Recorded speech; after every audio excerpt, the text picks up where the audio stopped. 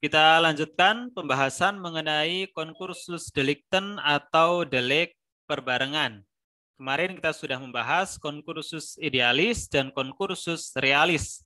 Kita lanjutkan untuk yang ketiga, yaitu forgeset handling atau perbuatan berlanjut. Apa itu forgeset handling? Forgeset handling terjadi manakala ada seseorang yang dalam kenyataannya melakukan 2 atau lebih perbuatan pidana. Berarti sama dengan concursus realis. Perbuatannya lebih dari 1. Namun antara perbuatan pidana 1 dengan lainnya saling berhubungan erat karena bersumber dari satu niat jahat pelaku. Inilah yang membedakan dengan concursus realis. Kenapa? Karena sekalipun perbuatan pidananya lebih dari 1, tapi antara satu perbuatan pidana dengan perbuatan pidana yang lain punya hubungan yang sedemikian eratnya. Karena apa? Karena bersumber dari satu niat jahat saja. Karena itulah maka beberapa perbuatan pidana yang dilakukan dianggap sebagai perbuatan berlanjut. Apa ciri-ciri dari forgeset handling?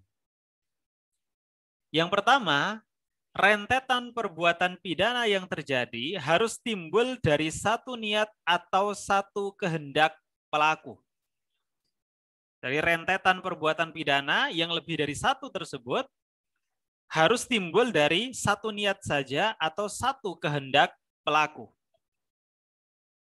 Yang kedua, antara perbuatan satu dengan lainnya harus sama jenis atau paling tidak sama kualifikasi deliknya. Maksudnya apa sama jenisnya? Berarti ya pasal yang dilanggar itu sama. Misalnya pasal 362. Mencuri pertama, kedua, ketiga, keempat, itu semua perbuatannya diancam dengan pasal 362. Berarti perbuatan pidana 1 dengan yang lainnya itu sama jenisnya. Atau kalau tidak sama jenisnya, paling tidak kualifikasi deliknya sama. Artinya diatur dalam satu bab di dalam KUHP. Misalnya apa? Pencurian, kemudian pencurian dengan pemberatan, dan seterusnya. Atau penganiayaan ringan, kemudian penganiayaan yang mengakibatkan luka berat, dan seterusnya.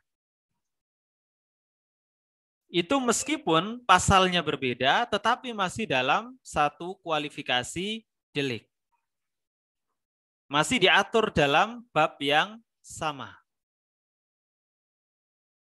Yang ketiga, terjadinya satu perbuatan pidana dengan perbuatan pidana lainnya harus tidak dalam tenggang waktu yang lama. Karena bersumber dari satu niat atau kehendak pelaku sehingga mestinya antara satu perbuatan pidana dengan perbuatan pidana yang berikutnya itu tidak dalam tenggang waktu yang lama. Dan bagaimana pemidanaan pada forgeset handling? Pemidanaan pada forgeset handling digunakan sistem absorpsi. Artinya apa? Digunakan salah satu sanksi pidana dari aturan hukum pidana yang dilanggar. Dan jika berbeda-beda, maka diterapkan sanksi pidana yang paling berat. Ini forgeset handling. Nanti akan saya contohkan. Jadi perlu saya tekankan kembali, persamaan forgeset handling dengan concursus realis adalah perbuatan pidananya sama-sama lebih dari 1. Perbedaannya, kalau concursus realis, ini tidak bersumber dari satu niat yang sama atau satu kehendak yang sama, tetapi dalam forgeset handling, meskipun perbuatan pidananya lebih dari 1, tetapi bersumber dari satu niat atau satu kehendak. Sehingga antara perbuatan pidana yang satu dengan yang lainnya itu tidak dalam tenggang waktu yang lama. Kemudian antara satu perbuatan pidana dengan perbuatan pidana yang lain, jenisnya harus sama. Artinya pasal yang dilanggar itu harus sama. Atau kalau tidak sama, paling tidak sama kualifikasi deliknya atau diatur dalam satu bab yang sama di dalam KUHP. Landasan yuridisnya pasal 64 ayat 1. Apa bunyinya?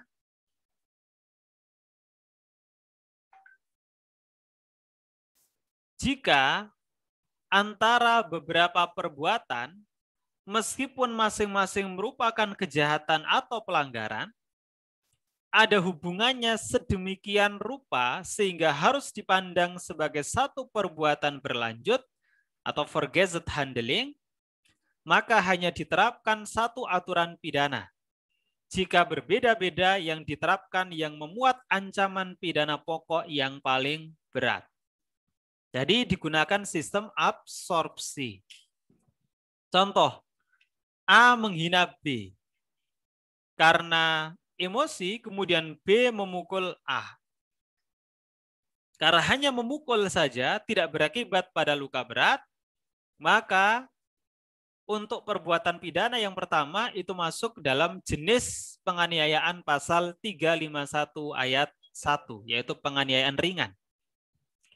Namun A kemudian lari dan bersembunyi. Karena B masih emosi, maka ia terus mencari dan akhirnya menemukan A. B kembali menonjok A hingga luka berat dan dirawat di rumah sakit. Nah, sampai pada luka berat, berarti jenis perbuatan pidana yang dilanggar adalah pasal 351 ayat 2, yaitu penganiayaan yang mengakibatkan luka berat. Ini jenisnya berbeda antara perbuatan yang pertama dengan perbuatan yang kedua. Yang pertama penganiayaan ringan, yang kedua penganiayaan berat. Tetapi antara perbuatan pertama dengan kedua, sekalipun tidak sama jenisnya, merupakan perbuatan yang kualifikasi deliknya sama, yaitu sama-sama merupakan delik penganiayaan. Nah, bagaimana penentuan ancaman pidananya? Nah, kita lihat dulu. Pasal 351 ayat 1 diancam dengan pidana penjara maksimal 2 tahun atau denda Rp300. Sedangkan pasal 351 ayat 2 diancam dengan pidana penjara maksimal 5 tahun. Kita lihat ini merupakan forgated handling atau konkursus realis. Harus dilihat A memukul B untuk yang pertama, kemudian A memukul B untuk yang B memukul A untuk yang pertama, dan B memukul A untuk yang kedua, apakah bersumber dari niat yang sama atau satu kehendak yang sama? Tadi, kenapa B memukul A? Karena dia emosi. Pukulan yang pertama, ya sebabnya karena emosi. Kemudian pukulan B yang kedua juga sama, disebabkan karena emosi. Emosi itu dikarenakan A telah menghina B. Berarti penganiayaan pertama dengan penganiayaan kedua itu bersumber dari niat yang sama atau kehendak yang sama. Dan antara penganiayaan pertama dengan penganiayaan kedua, jarak waktunya itu tidak dalam tenggang yang lama. Kemudian antara perbuatan pidana pertama dengan perbuatan pidana kedua berada dalam satu kualifikasi delik yang sama atau merupakan perbuatan pidana dengan kualifikasi delik yang sama karena diatur dalam bab 20 KUHP tentang penganiayaan. Maka sistem yang digunakan adalah absorpsi. Seandainya ancaman pidananya sama, maka digunakan salah satu. Tapi karena ancaman pidananya ini berbeda, maka yang digunakan adalah ancaman pidana yang terberat, yaitu 5 tahun. Berarti B diancam dengan pidana penjara paling lama 5 tahun. Ini terkait dengan forgated handling atau perbuatan berlanjut. Nah, sekarang yang berikutnya ada yang dinamakan juga dengan konkursus idealis homogeneus. Kapan terjadi konkursus idealis homogeneus? ketika dua atau lebih perbuatan yang beruntun, tetapi secara yuridis dianggap sebagai satu perbuatan saja, karena melanggar satu aturan hukum pidana. Jadi ini kebalikan dari concursus idealis. Kalau concursus idealis perbuatan satu tapi melanggar lebih dari satu ketentuan aturan pidana, sementara concursus idealis homogeneus perbuatannya lebih dari satu, tetapi aturan hukum pidana yang dilanggar hanya satu. Contoh, A hendak melakukan pencurian terhadap barang-barang di rumah B. Untuk memperlancar aksinya, A memukul B terlebih dahulu hingga pingsan. Kemudian A mengambil barang-barang di rumah B. Apa perbuatan yang dilakukan oleh A? Yang dilakukan oleh A adalah tindak pidana pencurian, kemudian tindak pidana penganiayaan. Tetapi ternyata perbuatan beruntun yang dilakukan oleh si A sudah diatur dalam satu ketentuan aturan hukum pidana. Oleh karenanya maka A tidak dikenakan pasal penganiayaan dan pencurian. Bukan merupakan concursus realis, tapi dikenakan satu pasal saja, yaitu pasal 365 KUHP mengenai pencurian yang didahului, disertai atau diikuti dengan kekerasan atau ancaman kekerasan. Jadi sudah ada aturan hukum pidana yang menggabungkan antara tindak pidana pencurian dengan kekerasan yang mendahului, menyertai atau mengikutinya. Ini concursus idealis homogeneus. Kemudian yang terakhir untuk pembahasan mengenai concursus delicten, yaitu ada perbuatan yang disebut sebagai perbuatan pidana tertinggal. Apa itu perbuatan pidana tertinggal? Perbuatan pidana tertinggal ini terjadi manakala seseorang yang dalam kenyataannya melakukan dua atau lebih tindak pidana. Berarti seperti concursus realis. Dan secara yuridis juga telah melanggar dua atau lebih aturan pidana. Concursus realis juga. Namun ada satu atau lebih perbuatan pidana yang belum ketahuan sehingga tidak diadili bersamaan dengan perbuatan lain. Jadi kalau concursus realis itu diadili bersamaan. Dia mencuri, membunuh, memerkosa, ketahuan. Kemudian diadili secara bersamaan sehingga bisa digunakan sistem penentuan ancaman pidana seperti yang saya jelaskan sebelumnya. Nah, kalau perbuatan pidana tertinggal, itu misalnya orang mencuri, membunuh, memerkosa. Kemudian yang ketahuan adalah membunuh. Membunuh ini perbuatannya sudah diperiksa di pengadilan, kemudian diputus. Barulah ketahuan, oh ternyata dia juga melakukan perkosaan. Ternyata dia juga melakukan pencurian. Maka karena yang satu sudah diputus, ya berarti perbuatan pidana yang lain harus diadili secara tersendiri. Nah inilah yang disebut sebagai perbuatan pidana yang tertinggal. Kenapa? Karena tidak diadili secara bersamaan. Nah, contoh, A melakukan pencurian di rumah B. Belum kasusnya diproses, A juga melakukan pembunuhan terhadap C. Setelah A menjalani pemidanaan, ternyata diketahui kalau A sebelumnya juga melakukan pemerkosaan. Ya, dalam kasus pencurian dan pembunuhan diberlakukan sistem absorpsi dipertajam. Ya, karena memang pencurian dan pembunuhan ini dua perbuatan yang diadili dalam satu pengadilan. Maka bisa diterapkan sistem untuk concursus realis. Pencurian dan pembunuhan ini jenis ancaman pidananya sama, yaitu sama-sama pidana penjara. Maka yang digunakan adalah sistem absorpsi dipertajam. Berarti berapa ancaman pidana maksimalnya? Pidana maksimalnya adalah absorpsi dulu. Yaitu diambil pidana yang terberat. Pencurian hanya 5 tahun, pembunuhan 15 tahun. Berarti yang diambil yang pembunuhan, absorpsi. Dipertajam, tetapi boleh lebih dari itu. Hanya saja maksimal sampai pidana terberat ditambah dengan sepertiganya.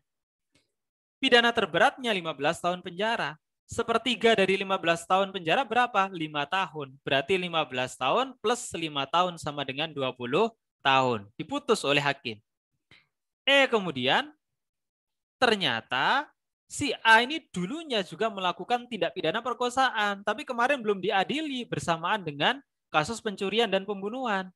Nah, kasus perkosaan inilah yang merupakan perbuatan pidana tertinggal.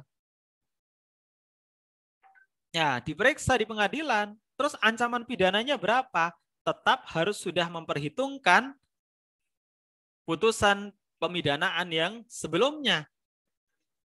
Kalau hakim sudah menjatuhkan pidana 20 tahun penjara, maka untuk kasus perkosaan meskipun dinyatakan terbukti secara sah dan meyakinkan, maka tidak dapat dijatuhi pidana. Kenapa demikian? Karena sebelumnya hakim telah memutus dengan pidana maksimal yaitu 20 tahun. Karena 20 tahun itu adalah pidana penjara dalam waktu tertentu yang sudah maksimal. Itu saja karena ada pemberatan, yaitu concursus realis. Seandainya tidak ada pemberatan, maka ancaman pidana penjara maksimal itu 15 tahun. Tapi kalau ada pemberatan boleh sampai 20 tahun, stop 20 tahun. Lebih dari itu tidak boleh. Maka karena sudah mentok, hakim memutus 20 tahun untuk yang perkosaan tidak dijatuhi pidana. Tetapi andai saja hakim hanya memutus pidana penjara 15 tahun, maka untuk kasus perkosaannya hakim boleh memutus 5 tahun. Sehingga kalau digabungkan dengan kasus sebelumnya menjadi maksimal 20 tahun. Dan itu masih diperbolehkan. Jadi untuk kasus perkosaan itu hanya kebagian sisanya saja dan tidak boleh lebih dari 20 tahun penjara totalnya. Ini perbuatan pidana yang tertinggal. Nah, dasar hukumnya pasal 71 KUHP. Jika seseorang telah dijatuhi pidana, kemudian dinyatakan bersalah lagi karena melakukan kejahatan atau pelanggaran lain sebelum ada putusan pidana itu, maka pidana yang dahulu diperhitungkan pada pidana yang akan dijatuhkan dengan menggunakan aturan-aturan dalam bab ini mengenai hal perkara-perkara diadili pada saat yang sama. Jadi tetap menggunakan sistem yang diterapkan pada concursus realis. Ini pasal 71 yang mengatur mengenai perbuatan pidana yang tertinggal.